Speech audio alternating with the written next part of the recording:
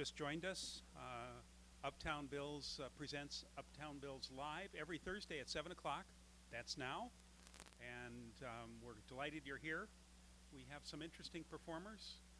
First, I want to say a little bit about who we're named for. It's Bill Sachter. Bill is the guy with the beard in the picture behind me. Bill came to Iowa City in the early 1970s. He spent most of his life in a state institution in Minnesota, at Faribault, Minnesota. This was one of the places, every state had one, for individuals with disabilities. And Bill went in when he was about 7 and didn't get out until the mid-1960s when he was in his 50s. The reason he got out is that attitudes had started to change, and the these hospitals or institutions were not seen as such a great idea anymore. So Bill was sent back to Minneapolis, where he had grown up. Unfortunately, his family was long gone, so he rattled around a bit trying to find, how to live and all that on his own.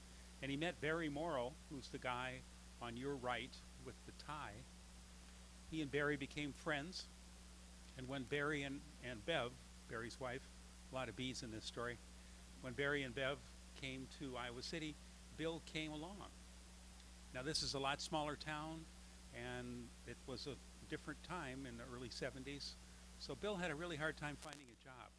What eventually emerged was a small coffee shop in North Hall on the university campus.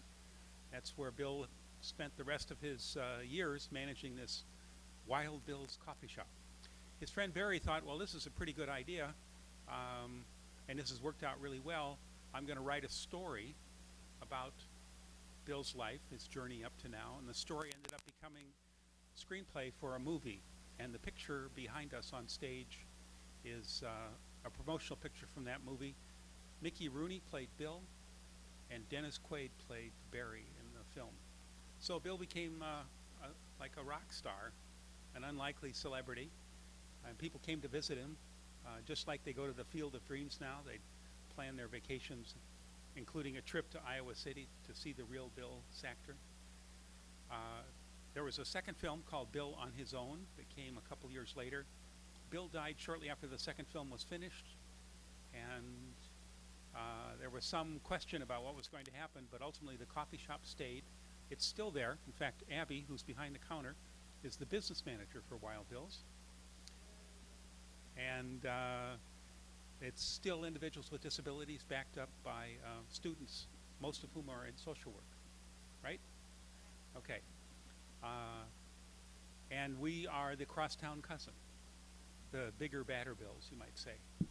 I'll tell you more about us and the things we're up to in a few minutes, but let's get somebody on stage, have a little music. Maybe Terry will start us off. It's coming up. Whoa, they're raring tonight. I know it. They sound really ready to go. Would you like to stand or sit? You know what? I'm going to try standing tonight. Okay. Yeah. All right. If I start falling over, can somebody catch me? Yeah. Okay. I was trying, this is like the first day of fall, I think. Oh, no.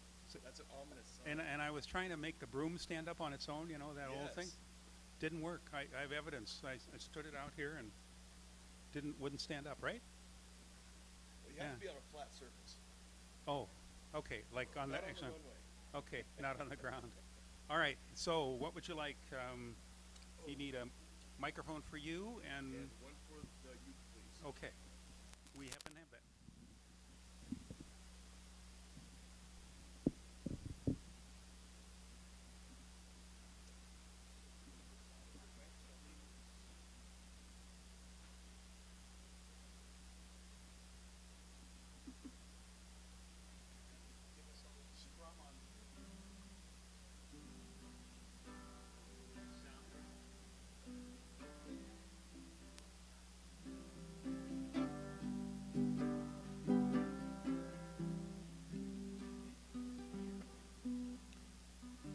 How's everybody doing tonight? All right.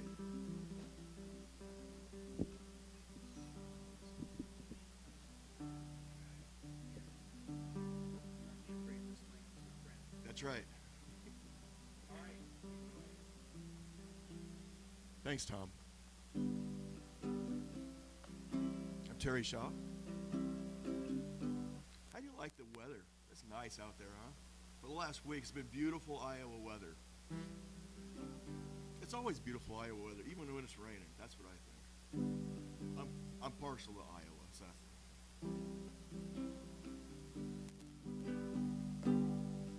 So my daughter, a couple of years ago, was saying, "Dad, you're getting better on the ukulele. You should do some open mic."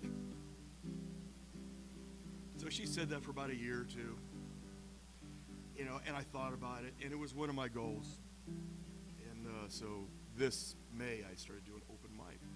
But one of the things that kind of lured me into it, that she said, she's 27. She lives on her own. She says, "Dad, if you start doing open mic, the women will swarm to you." I was serious. Swarm. Okay? I haven't been doing very many open mics. But I haven't even seen a gathering of women, let alone a swarm of women hitting my way. I told her that, and Sarah says, "Well, Dad, you got to go to more than one open mic. You got to go to different places." I said, "Sarah, I'm just not ready for that." I'm not even here for the women, seriously. It just sounded like a good option.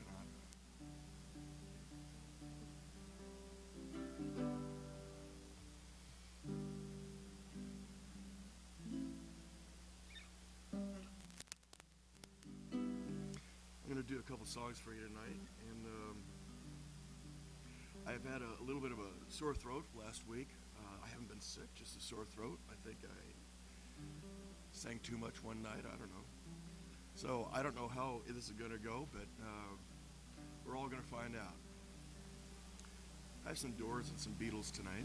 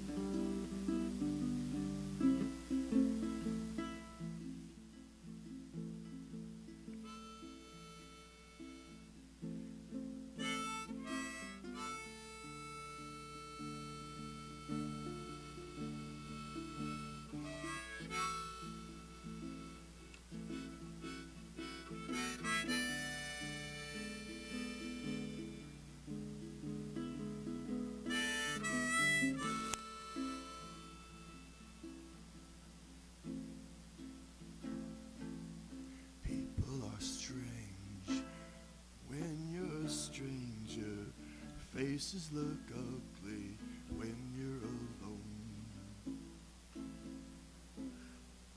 Women seem wicked when you're unwanted.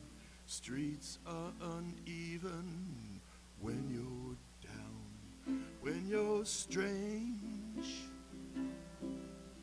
faces come out of the rain. When you're strange, no one remembers your name. When you're strange, when you're strange, when you're strange. All right, yeah.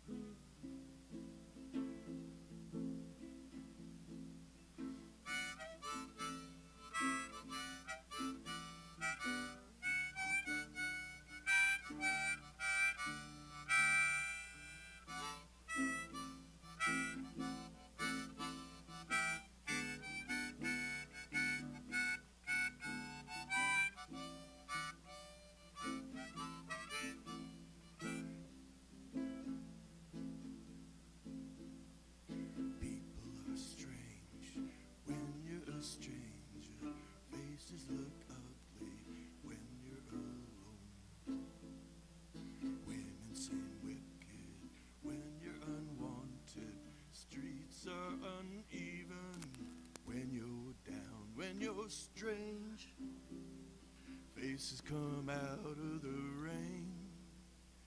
When you're strange,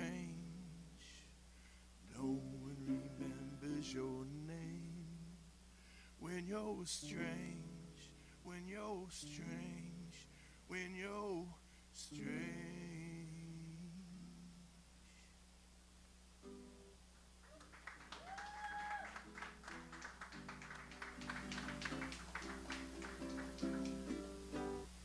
Started a little bit rough.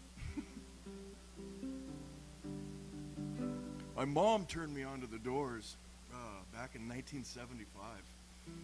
And back then I was just setting the foundation of music, just what I listened to. And my father raised me on Johnny Cash and Elvis and a bunch of other really good music. And in 1970, he even started listening to Simon and Garfunkel, Bridge Over Troubled Water. In 1970, I was 8 years old, and I thought, oh no, Dad passed over to the dark side. Oh my goodness. My first two albums that I ever got were by my mom, and she bought me Jim Croce's Life and Times and Bob Dylan's Pat Garrett and Billy the Kid. That kind of changed my life. But it was one night when I visited her in 1975, my father raised me, and she says, hey, you know, why don't you listen to some of these albums, you know, because I was fiddling around with her new stereo and headphones. She had some Bill Medley there, Righteous Brothers, and Janis Joplin, but I don't know, the Doors just sounded kind of interesting. The album cover looked cool. So I put it on, Doors' first album. I was hooked ever since. Thanks, Mom. Thanks, Dad.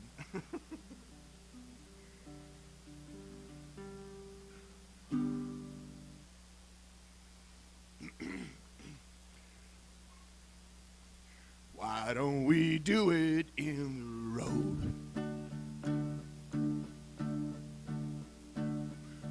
Why don't we do it in the road?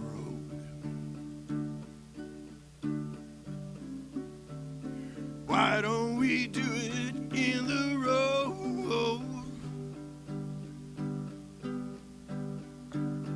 Why don't we do it in the road? No one will be watching us. Why don't we do it in the road?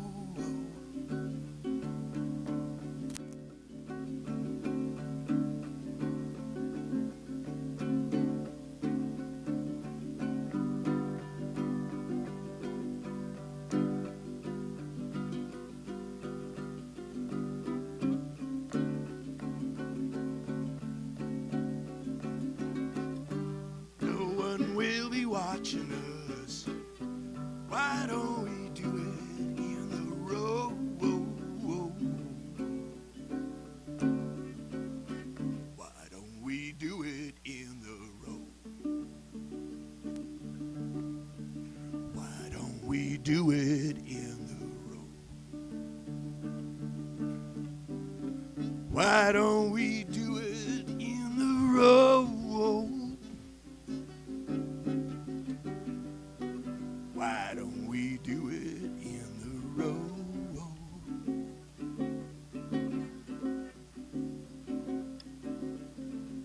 No one will be watching us. Why don't we do it in the road?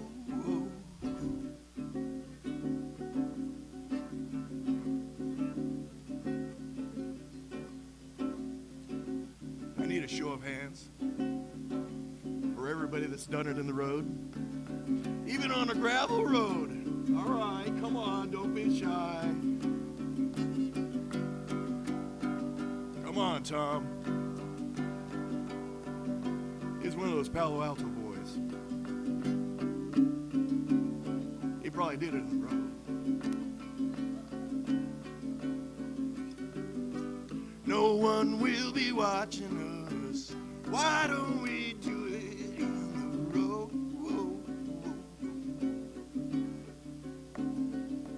Why don't we do it in the road?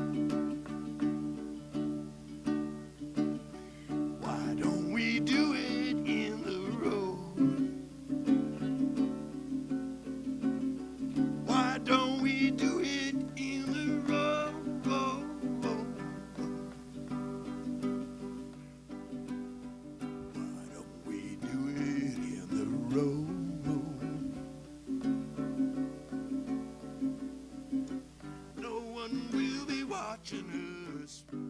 Why don't we do it in the road?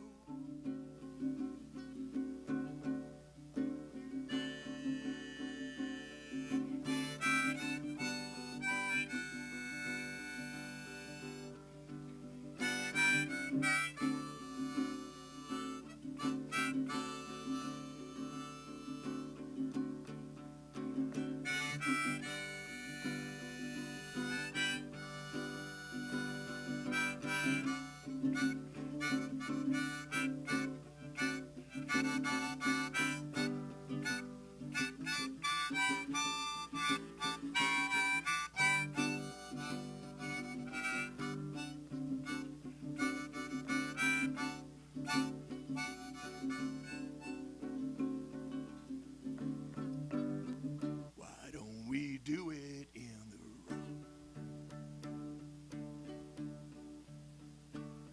Why don't we do it in the road? Why don't we do it in the road?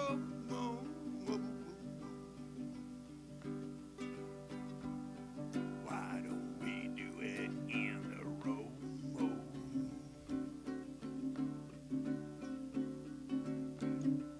No one will be watching us. Why don't we do it in the road?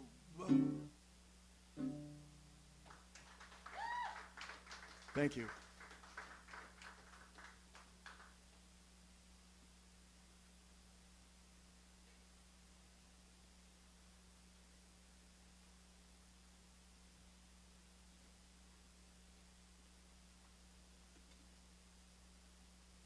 Thank you, Terry.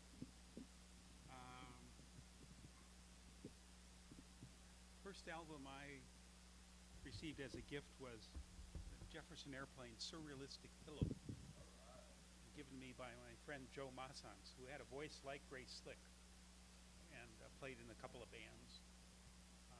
Her older brother went on to a musical career, but I don't know, I'm not sure what Joe ended up doing. Anyway, but you got me thinking about that. Be a good question for another night. Your first musical purchase or first musical gift? Probably not an album anymore, but who knows? Some format. So, and the last one I downloaded was a jazz fusion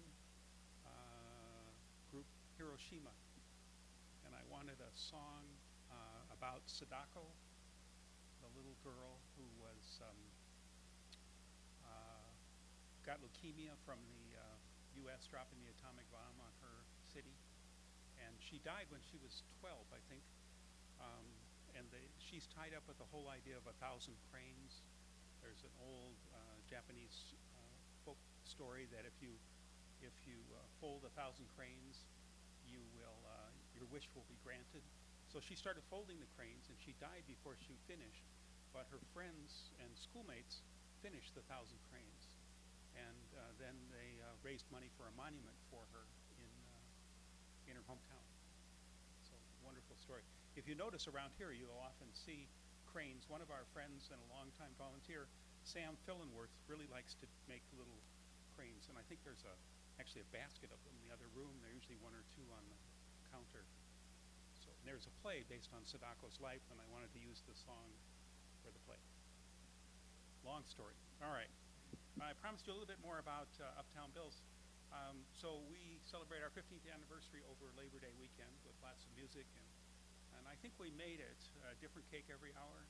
Did we do okay with that? You were here. I don't know how many times, how many different cakes you tried, but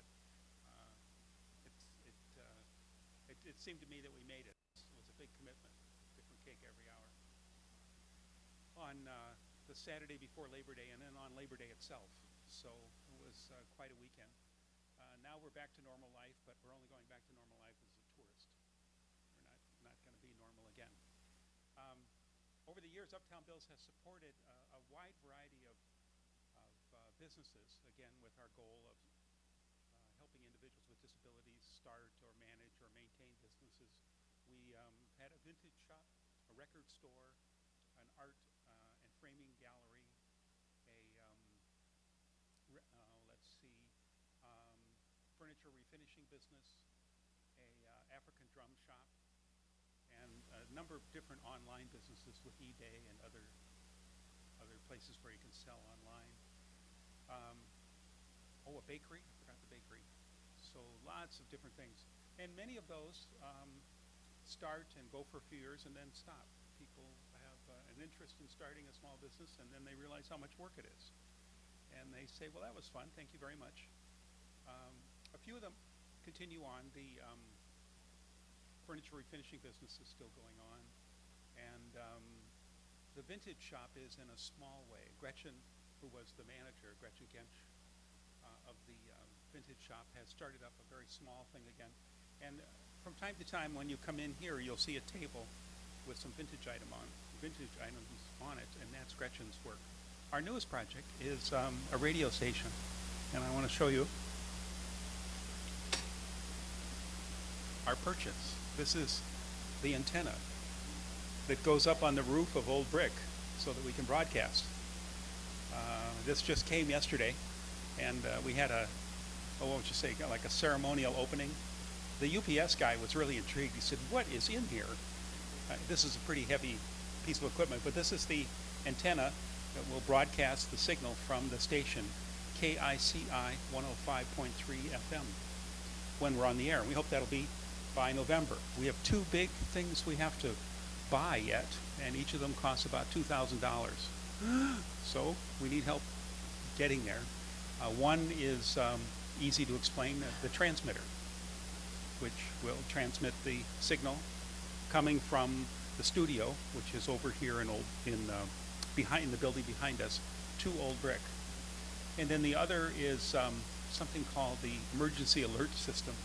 You know, when you're listening to the radio and they say, "And now we're going to test our emergency alert system." In the event of a real emergency, well, as a broadcast radio station, you have to have one of those. And it's a piece of electronics that, when activated, will automatically interrupt regular programming and say the dam broke and the water is on your corner and should reach you shortly, or a blizzard, or a tornado, those kinds of things. So each of those, as I said, it's about $2,000 for each one, for the equipment and the connections to be made with it. So next couple of months, we've got to raise that so we can be on the air before the end of this year. The FCC says that's it. Got to be on the air by the end of the year. They set a deadline when we got the original license. So there you go. All right. We've got some other music, I think. And I have forgotten his name. Brysden. Okay. All right, Bryce. Hey. Now, I think I was confused for a minute because we actually have a regular customer whose name is Bryson. Yeah. So without is that a D or a T? T. Okay, without the T. So I guess maybe there was a shortage of that letter. That here. Let me put this down and then I'll help you out a little. Okay, thank you. How's everyone doing tonight? All right. He says. Wants the whole thing. He wants the stand. Yes, everything. Just I need a reminder or something like that. You know what I mean? In case I do forget to hear something with it. Happens. Hello, hello.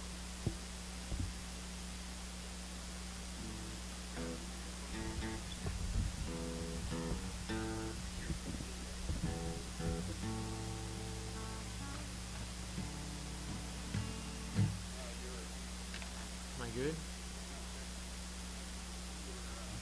Your story about the music stand having it in front of you like Oh, that okay. reminded me of I interviewed an old blues musician once who said that he was in a club one night and there was a shooting, and so he said he hid down behind the music stand, and then he realized that was pretty silly, that there really wasn't much protection from that. But it's true, many of us would like to have that stand there. I think it gives us some protection from the crowd. Yeah, the audience that might race. Don't throw crap at me. You Yeah. know? See if it works.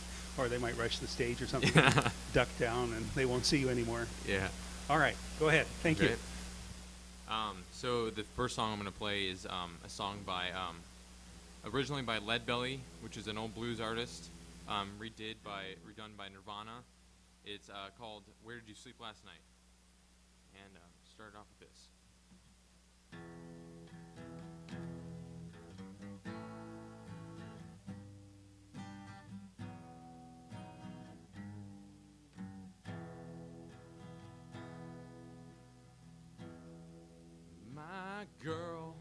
My girl, don't lie to me. Tell me where did you sleep last night? In the pines, where the sun don't ever shine. I would shiver the whole night through. My girl, where will you go?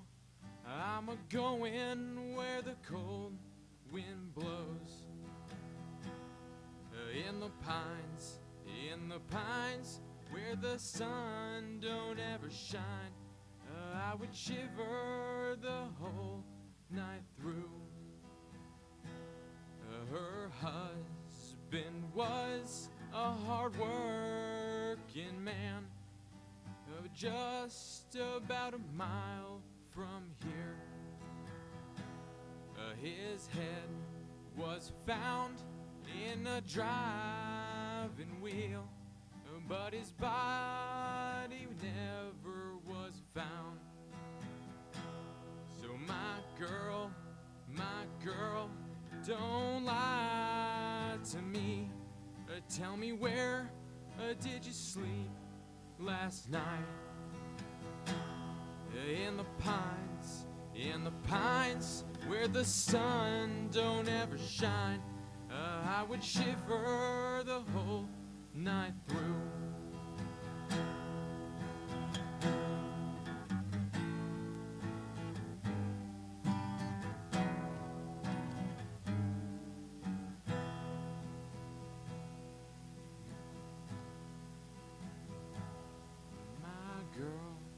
My girl, where will you go? My girl, where will you go? I'm a-going where the cold wind blows. In the pines, where the sun don't ever shine.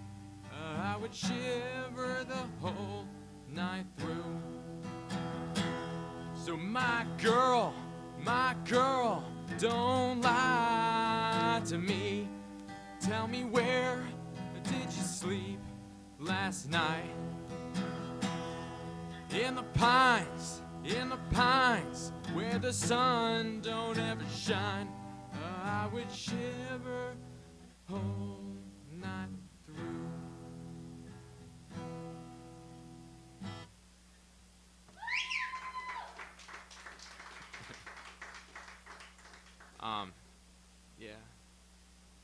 Yeah, I don't really know what to say after that, but that was the song. If you liked it, buy their album. I don't know. This next song I'm gonna sing he was a folk musician, or like a folk rock musician from Detroit, and I really related to him from a lot of his music and stuff like that, and I played it a lot. I used to play it a lot, and I guess I still do. I enjoy the lyric content of it, and just listen to it.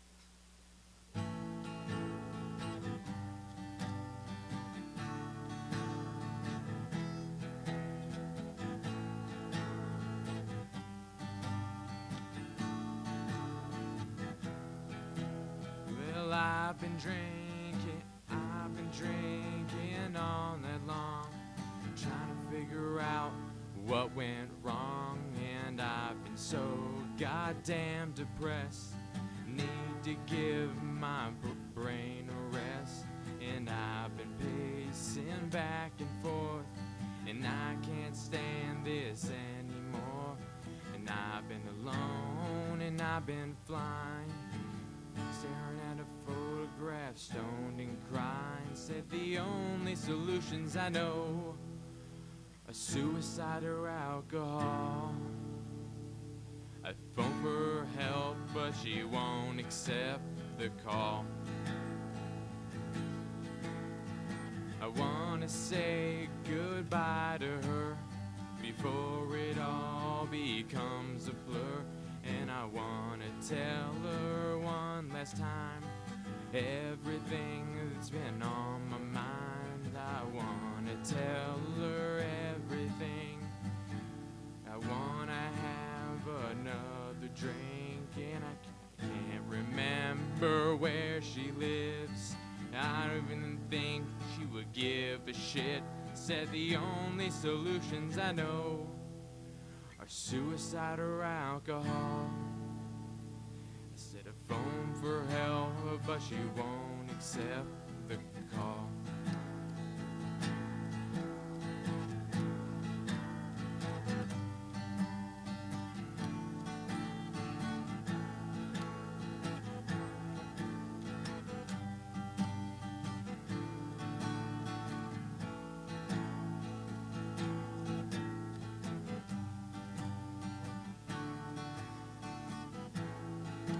Said the only solutions I know are suicide or alcohol.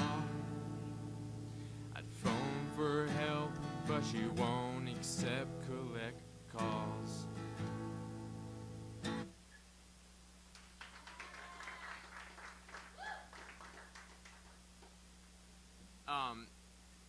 You can kind of tell where he is on his mind and everything like that. It's pretty obvious. In my past, I've been able to relate with that a lot, and this next song is even a little bit more forward, but I guess I'll just play it and see where it goes, all right?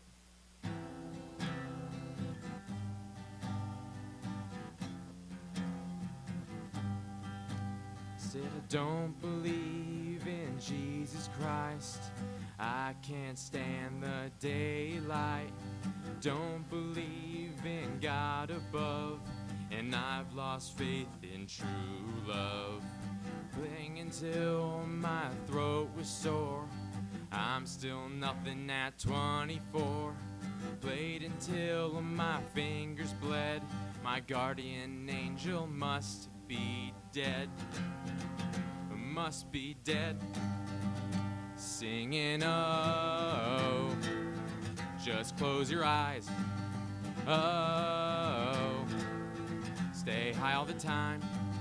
Oh, pray for the end of time to arrive.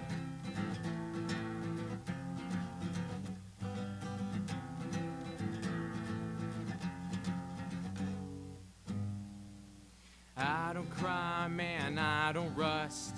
Fell in love on a Greyhound bus. Ever since I was a little kid, accused of shit that I ain't did. Always seem to come and last. All my life they kick my ass. Hope someday my luck will change before I ruin what's left of my brain. Left of my brain. Singing, oh, just close your eyes. Oh, stay high all the time. Oh, pray for the end of time to arrive.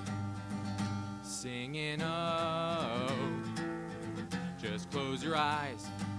Oh, stay high all the time. Oh, pray for the end of time to arrive.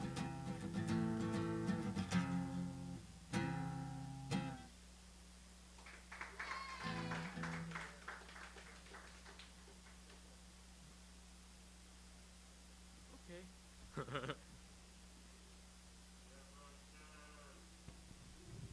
Just stay right there. Well, I thought the second one was grimmer. Oh, you can use this. Oh, microphone. Yeah. Very much so.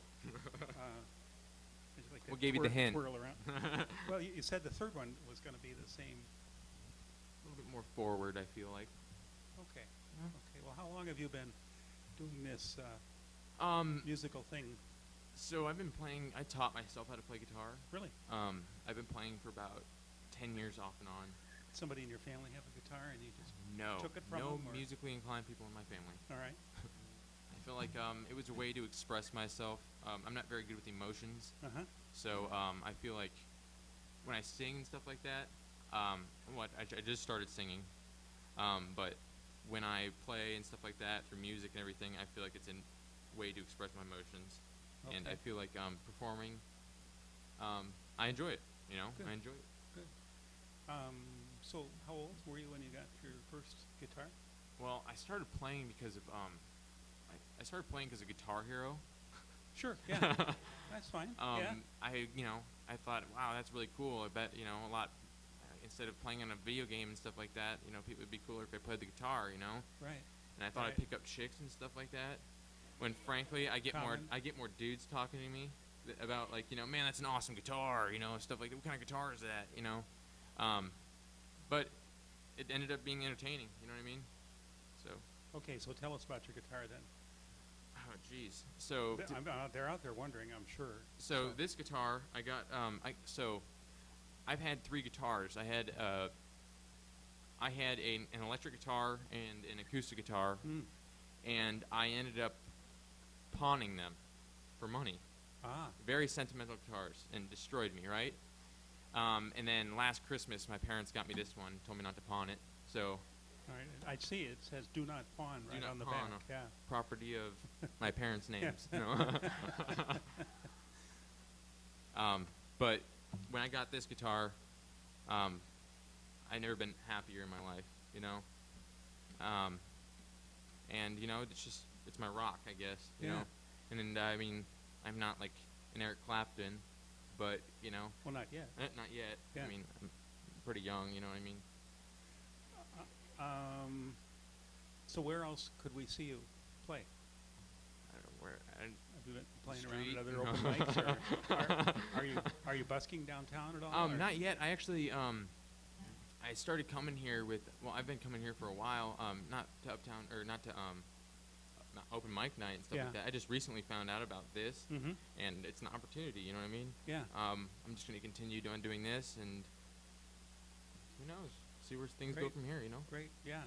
Well, it's still possible to do busking downtown.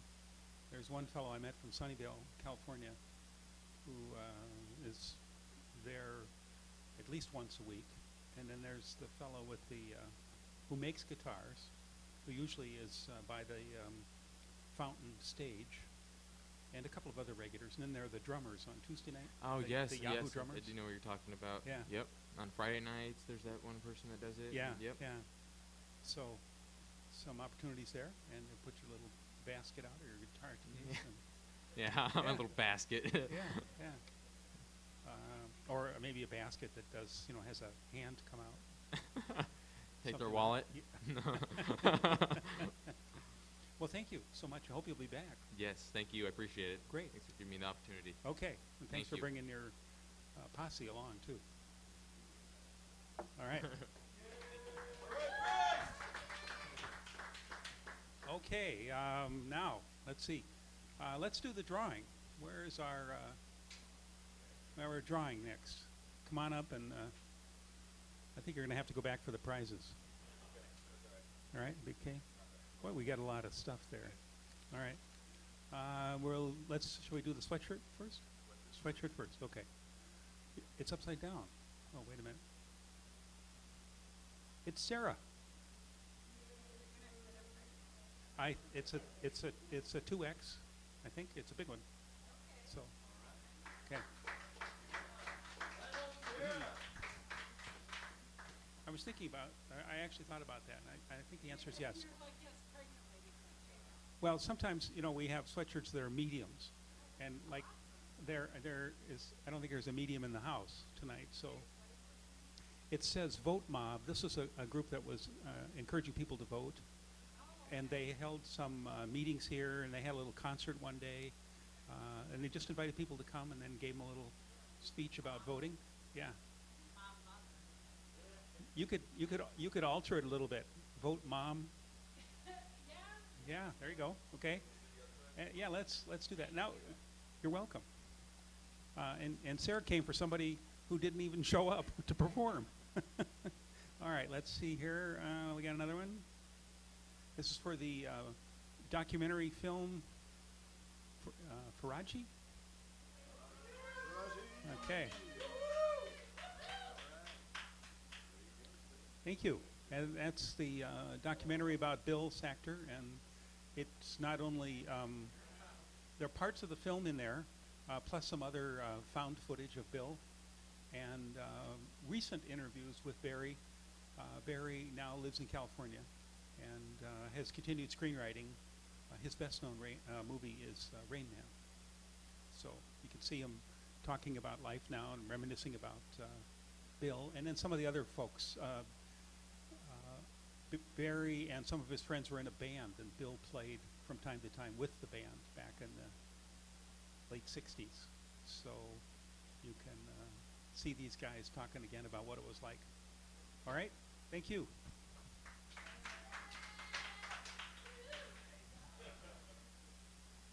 I was looking over at the antenna here, thinking maybe you want to see it one more time, but I resisted that urge, and instead I think Abby has some things for us. She's been doing a little reading, as she does.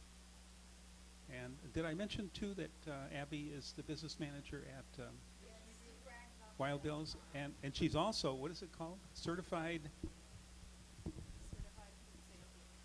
Certified Food Safety Manager. So if you invite her over to your house for dinner, man, there's going to be a lot. It'll be great. I'll tell you all about foodborne illnesses. All right. I'm making it big and bold.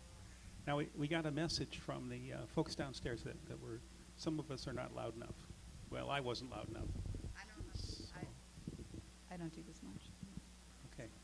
Well, or you could just give up on that one and use the other one too. All right, yeah. Or Yeah. do you want to hold this? You want to just hold Not this really, one? that's a Okay. lot. This was not part of the job description, folks. I like to be behind the counter. I'm not a fan of cameras and whatnot, but this is one of my favorite books I read sometimes when I'm here, called Shrinklet. Some of you have heard me read from it before, and I really like it because it shrinks down famous literature into a short little poem and makes me feel smart and feel like I've read it when I really haven't.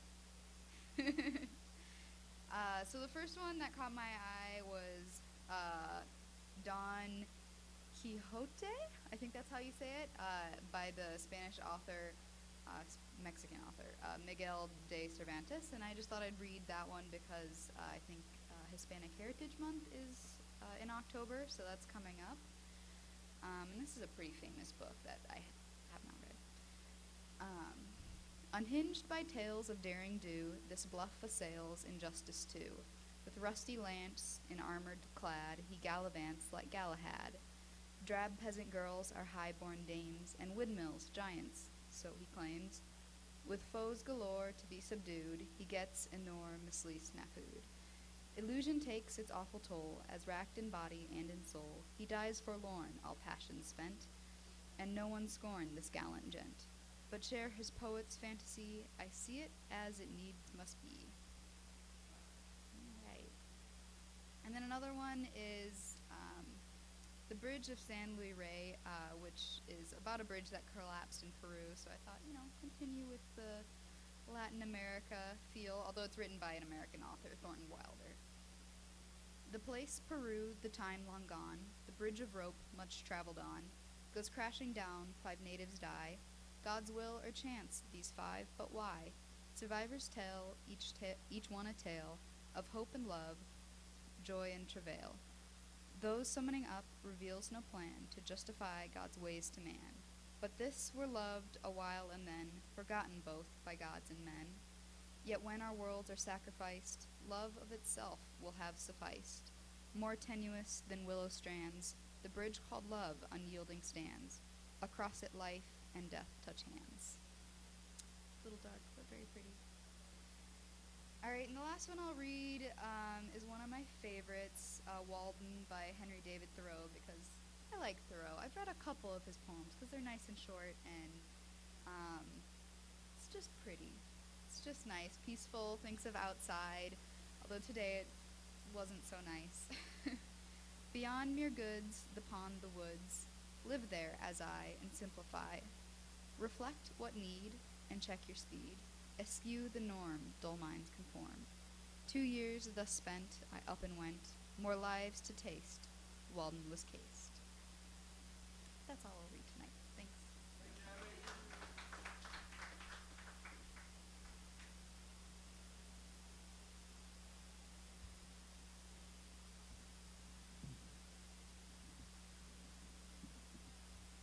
Thank you.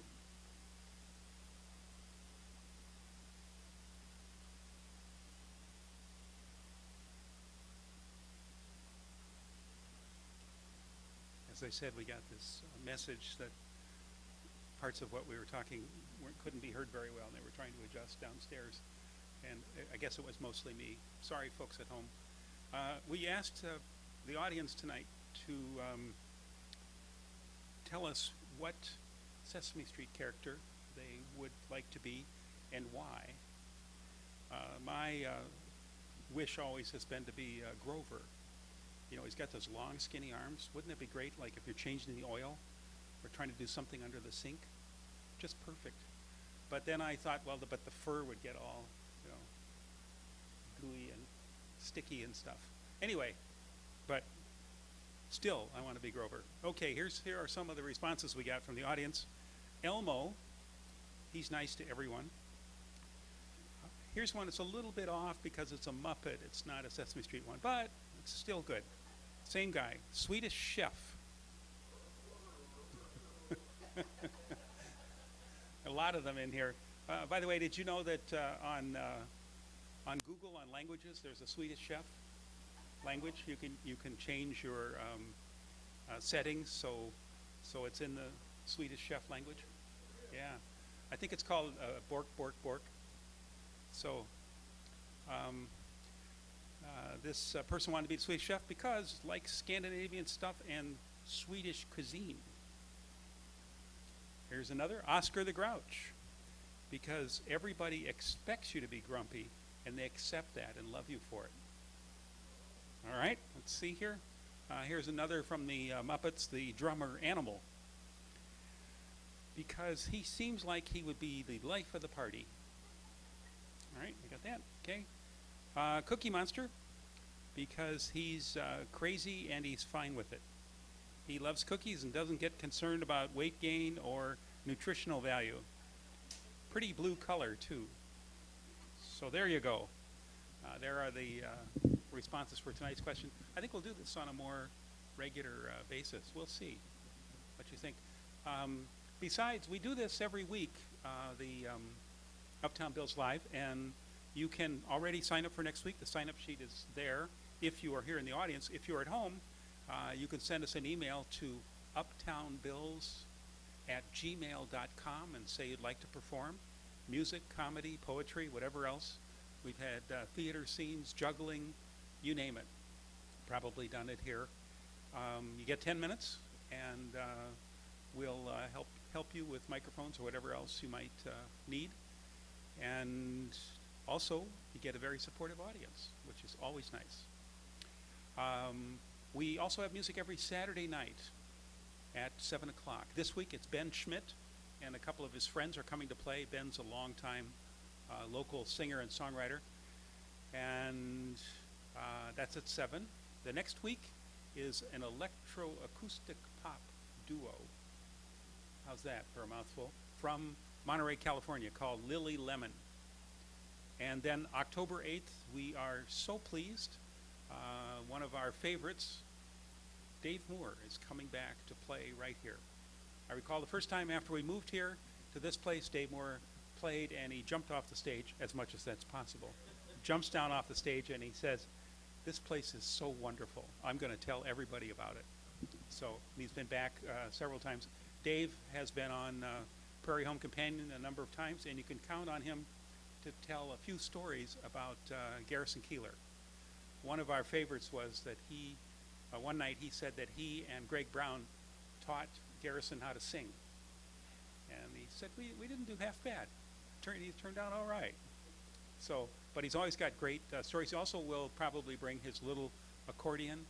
He spent some time in the Southwest learning from Mexican and Mexican-American folk musicians who play the accordion. He always has great stories about hanging out with people here and there. He went to Stanford for about a year, and he said he learned mostly about music. And he went to class, but he discovered blues music and things like that. So, and he told us the last time he was here that he can go back if he wanted. Stanford would take him back now, whatever that is, 45 years later, and he could pick up his coursework. Anyway, we'll see. But he'll certainly have good stories. So that's October 8th. Now, if you're already confused about what's going on, there is a calendar over by the door for those of you who are here. And for those of you who are watching, you can go to our website, uptownbills.org, and find out about music.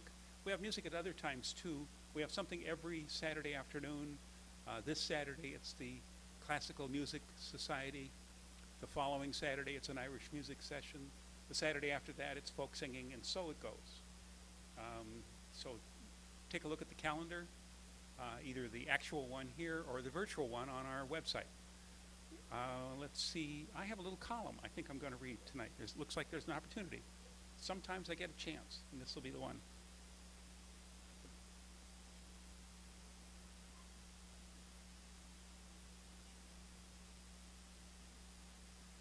Step over and get it there.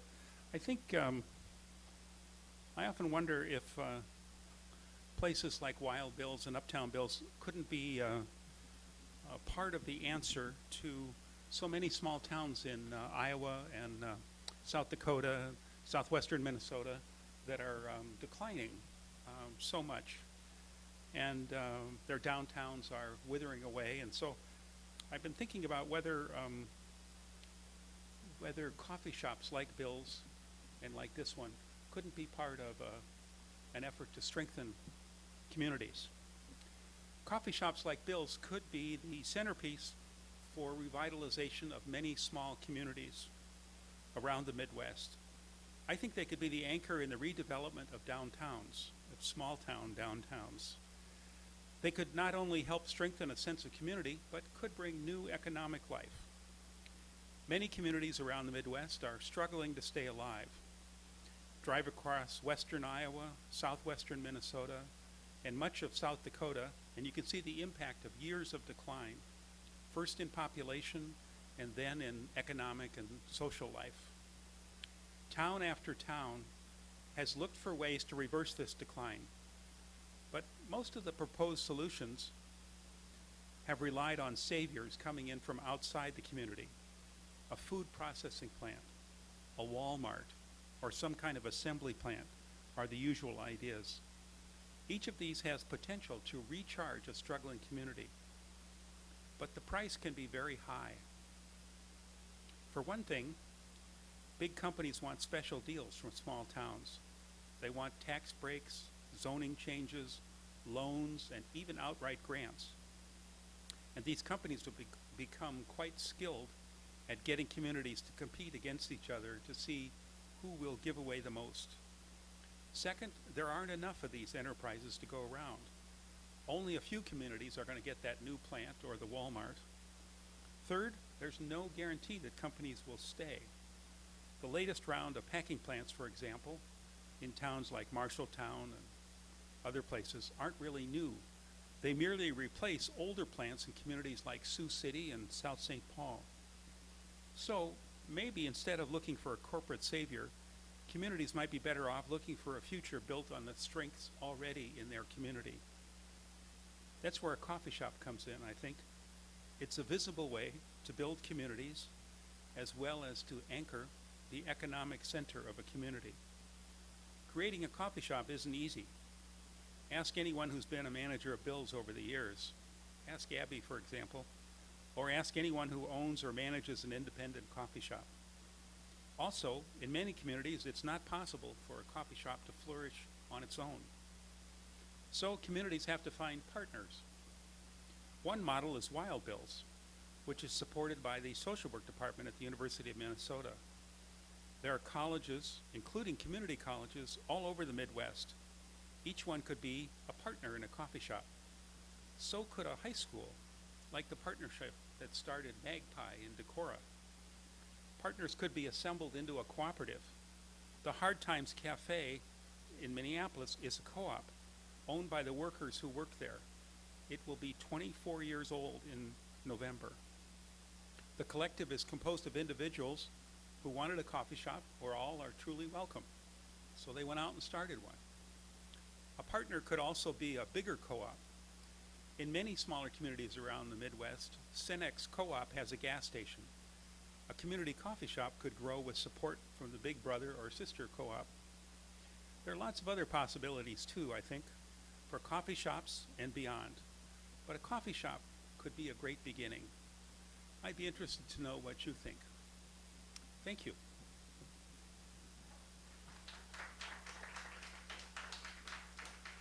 And I'm going to close with a couple of quotes from coffee shops that we've collected around here.